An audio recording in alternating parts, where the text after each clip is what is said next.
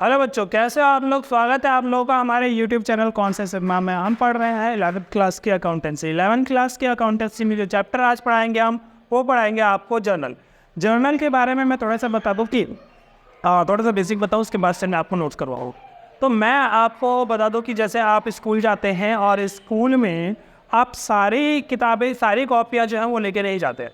Mostly बहुत सारे बच्चे लेके भी जाते होंगे, मैं उसकी बात नहीं कर रहा, पर अधिकतर बच्चे जो हैं वो लेके जाते हैं एक रफ कॉपी।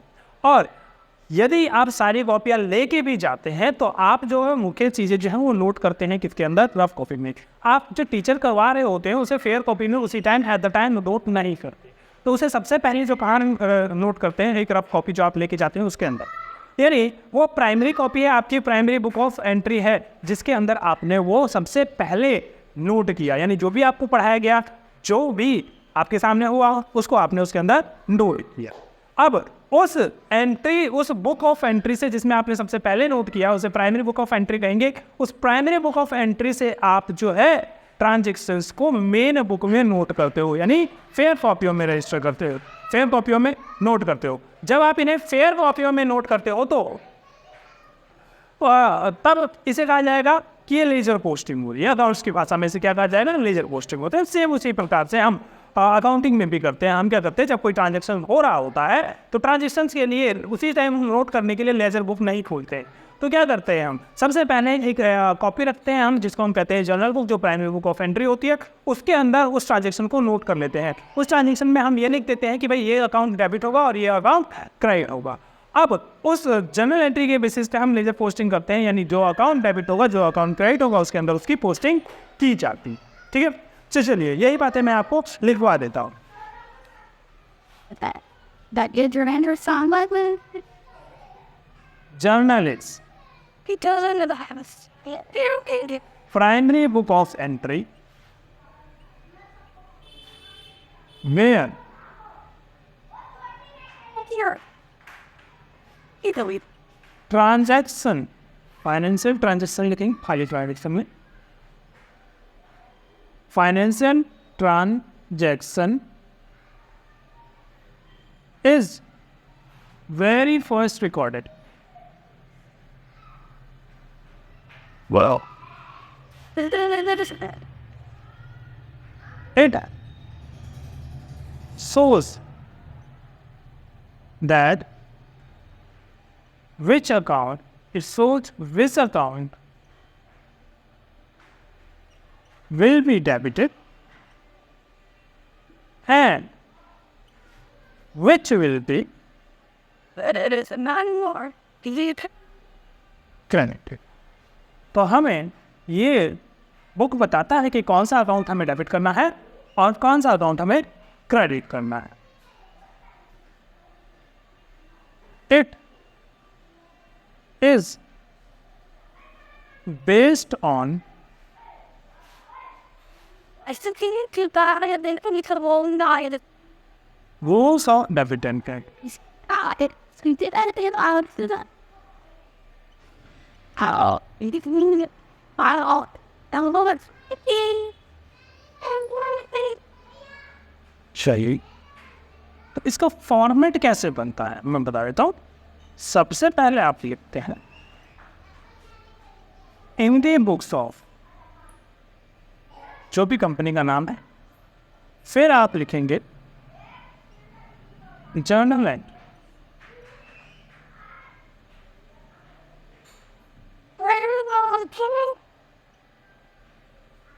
फिर आप फॉर्मेट बनाएंगे कुछ इस प्रकार से। सबसे पहले आप बनाएंगे डेट का कॉलम, फिर डेट के कॉलम के बाद आप बनाएंगे पर्टिकुलर्स का कॉलम, पर्टिकुलर्स के कॉलम के बाद एक छोटा सा कॉलम बनाएंगे। हालांकि इसमें आपको कुछ लिखना नहीं होता, पर प्रैक्टिकली ये ज़रूरी होता है। अब ये आप थ्योरेटिकली पढ़ रहे हैं तो इसके अंदर इसको कुछ नहीं लिखना। फिर आगे जो आपको लिखना है वो दो कॉलम बनाने हैं, डेबिट वाले और क्रेडिट वाले। लीजिए डेट, ये हिस्सा पर्टिकुलर मतलब डिटेल्स, और ये LS कहलाता है। LS क्या होता है?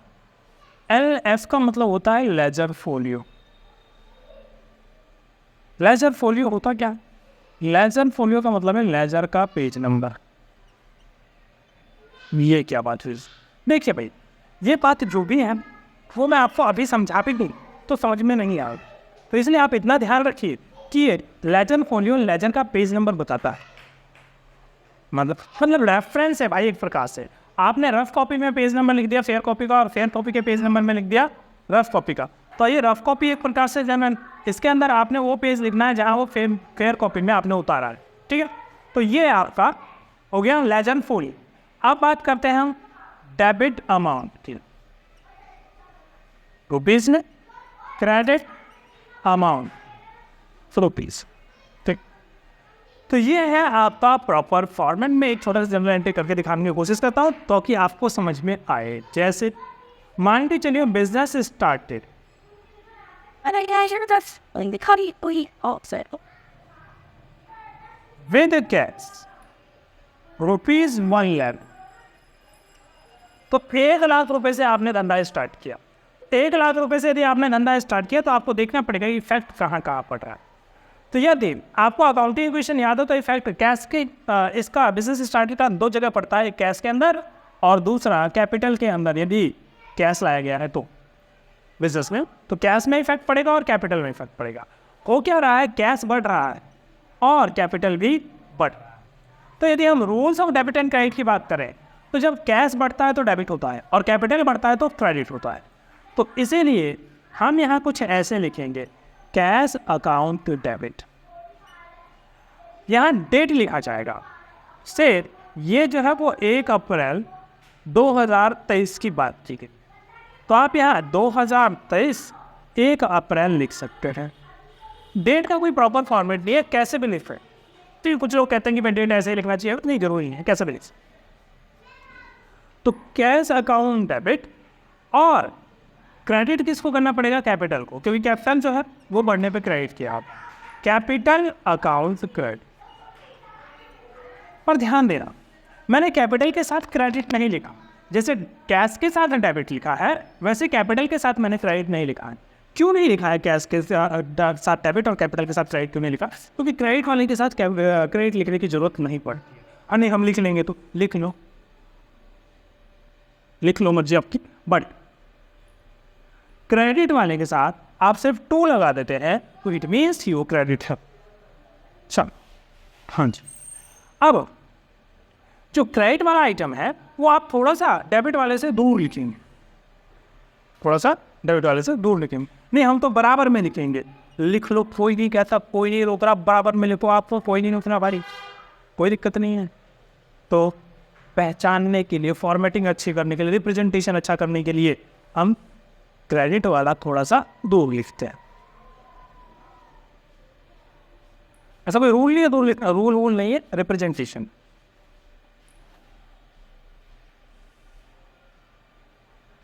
तो 1 लाख रुपए से कैश डेबिट है और 1 लाख रुपए से कैपिटल क्रेडिट। फिर आपको एक डिटेल्स लिखनी पड़ेगी कि ये एंट्री क्यों बनाया गया। तो ये एंट्री बनाया गया बिजनेस स्टार्टेड विद कैश के लिए, तो ये बात आपको लिखनी पड़ेगी। बीइंग लिख के, being business started with cash rupees 1 lakh. नहीं भी लिखोगे रुपीज 1 लाख चलेगा। जब आपने इतना कर दिया तो आप एक लाइन खींचे। ये तीर भी बनाएंगे? नहीं, तीर नहीं बनाएंगे, मैंने बताया बस। अब दूसरी एंट्री से, दूसरी एंट्री है कि परचेज गुड्स ₹50,000 फॉर कैश। आपने 50,000 का माल खरीदा कैश। तो देखो ध्यान से, डेट मान लेते हैं इसकी 2 तारीख की डेट। तो 2 अप्रैल, यहाँ 2023 नहीं लिखूँ, ऊपर आपने 2023 लिख दिया तो चलेगा। 2 अप्रैल नहीं लिख दो प्रोविंशियल। अब 2 अप्रैल को आपने क्या किया, माल खरीदा 50,000 रुपये का। तो आपके पास माल आ गया, माल आ गया तो आपको स्टॉक अकाउंट डेबिट करना चाहिए। नहीं, हम क्या करते हैं, परचेज अकाउंट डेबिट। क्यों?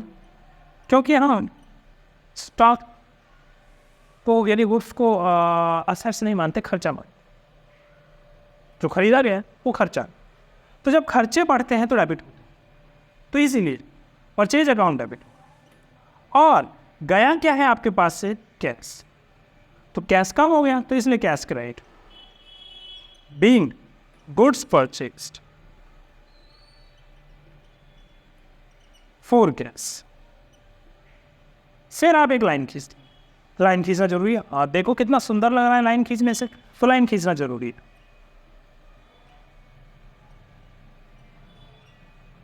ठीक है, अब ऐसी और एंट्रियां आप करेंगे, जितनी भी एंट्री आपके पास आती है वो सारी एंट्री आप ऐसे ही करते जाएंगे। जब आपको लगे कि भाई सारी एंट्रियां खत्म हो गई है, तब आपको क्या करना है, ये दोनों साइड टोटल कर लेने हैं। चेक करना है दोनों साइड टोटल करके कि भाई मैंने कहीं कोई एंट्री गलत तो नहीं कर दी। ऐसा तो नहीं कि डेबिट में लिखा क्रेडिट में नहीं लिखा, या फिर डेबिट में कम लिख दिया क्रेडिट में ज़्यादा लिख दिया। इसलिए आप इन दोनों साइड को टोटल करके चेक कर लेंगे। एट द एंड जब आपका सवाल ख़त्म हो जाए कि भाई 1.5 लाख की तरफ भी बन रहा है, 1.5 लाख की तरफ भी बन रहा है, दोनों साइड बराबर है। तो this is the format of journal entry. तो जनरल एंट्रीज के अंदर कुछ नहीं, जितनी बातें आपको rules of debit and credit में बताया गया है वो rules of debit and credit की बातों को ही आपको यहाँ अप्लाई करना है। ये अकाउंट डेबिट और ये अकाउंट क्रेडिट। ठीक है, चलिए ठीक है, अब मैं आपको जो है इसके आगे क्वेश्चन करके बताऊंगा।